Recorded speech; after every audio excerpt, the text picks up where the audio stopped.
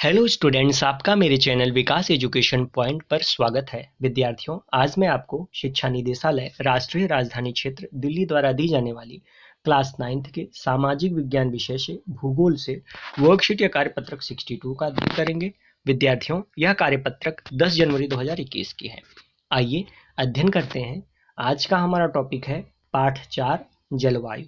विद्यार्थियों, आइए पढ़ते हैं, समझते हैं और दिए गए प्रश्नों के उत्तर लिखते हैं। ऋतुएं। विद्यार्थियों, एक ऋतु से दूसरे ऋतु में मौसम की अवस्थाओं में बहुत अधिक परिवर्तन होता है। विशेषकर देश के आंतरिक भागों में यह परिवर्तन अधिक मात्रा में परिलक्षित होते हैं। भारत में मुख्यतः 4 ऋतुओं को पहचाना जाता है। ये हैं शीत ऋतु, ग्रीष्म ऋतु, कुछ क्षेत्रीय विविधताओं के साथ मानसून के आगमन अर्थात वर्षा ऋतु और वापसी का काल अर्थात शरद ऋतु। विद्यार्थियों, शीत ऋतु देखते हैं। उत्तरी भारत में शीत ऋतु मध्य नवंबर से आरंभ होकर फरवरी तक रहती है। भारत की उत्तरी भाग में दिसंबर एवं जनवरी सबसे ठंडे महीने होते हैं। उत्तरी मैदान में तापमान 10 डिग्री सेल्सियस से 15 डिग्री सेल्सियस के बीच होता है।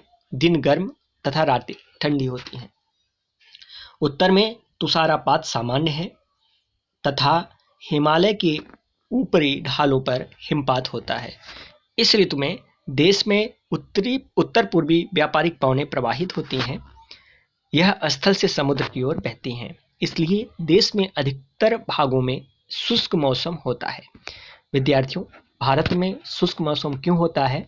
क्योंकि शीत ऋतु में देश में उत्तरी पूर्वी व्यापारिक पवनें प्रवाहित होती हैं। यह स्थल से समुद्र की ओर बहती हैं तथा इसलिए देश में अधिकतर भागों में शुष्क मौसम होता है। देश के उत्तरी भाग में एक कमजोर उच्च दाब का क्षेत्र बन जाता है, जिसमें हल्की पवनें इस क्षेत्र से बाहर की ओर प्रवाहित होती हैं। उच्चावच से प्रवाहित होकर यह पवन पश्चिम तथा उत्तर पश्चिम से गंगा घाटी में बहती है। सामान्यतः इस मौसम में आसमान साफ, तापमान तथा आर्द्रता कम एवं पवनें शिथिल तथा परिवर्तित होती हैं। विद्यार्थियों, शीत ऋतु में उत्तरी मैदान में पश्चिम एवं उत्तर पश्चिम से चक्रवाती विक्षोभ का अंतर्वाह विशेष लक्षण है। यह कम दाब वाली प्रणाली भूमध्य सागर एवं पश्चिम एशिया के ऊपर उत्पन्न होती है तथा पश्चिम भवनों के साथ भारत में प्रवेश करती है। विद्यार्थियों, यद्यपि शीतकाल में वर्षा, जिसे स्थानीय तौर पर महावत कहा जाता है, की कुल मात्रा कम होती है, लेकिन ये रबी फसलों के लिए बहुत ही महत्वपूर्ण होती है। ठीक है, तो यह था आज का हमारा कार्यपत्रक। विद्यार्थियों, आइए अब हम दिए गए प्रश्नों के उत्तर करते हैं।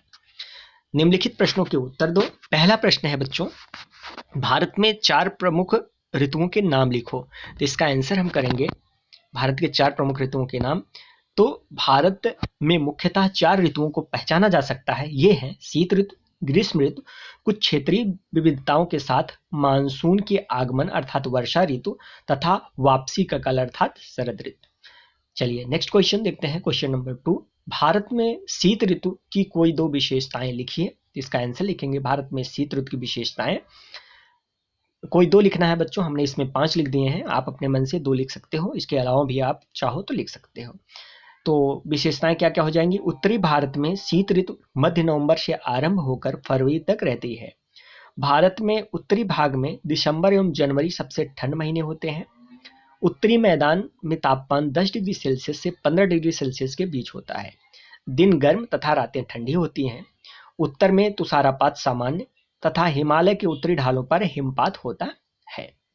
ठीक है, चलिए नेक्स्ट क्वेश्चन देखते हैं। क्वेश्चन नंबर 3, अधिकांश भारत में शीत ऋतु में शुष्क मौसम क्यों होता है? तो इसका आंसर लिखेंगे शीत ऋतु में देश में उत्तर पूर्वी व्यापारिक पवनें प्रवाहित होती हैं।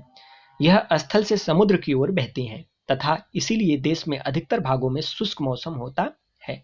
तो इस प्रकार से बच्चों इसका हमें आंसर कर लेना है। नेक्स्ट बच्चों, आइए क्वेश्चन नंबर 4 देखते हैं। दक्षिण भारत में पाला एक सामान्य घटना है। तो ये गलत है बच्चों, दक्षिण भारत में पाला नहीं, सामान्य घटना नहीं है। नेक्स्ट है, रबी की फसल के लिए महावत का बहुत महत्व है। तो ये सही है बच्चों, ये रबी की फसल के लिए बहुत ही महत्वपूर्ण है। तो यह था आज का हमारा कार्यपत्रक बच्चों। कोविड-19 जैसे महामारी से सुरक्षित रहने के लिए हमें मास्क पहनने की आवश्यकता है। धन्यवाद।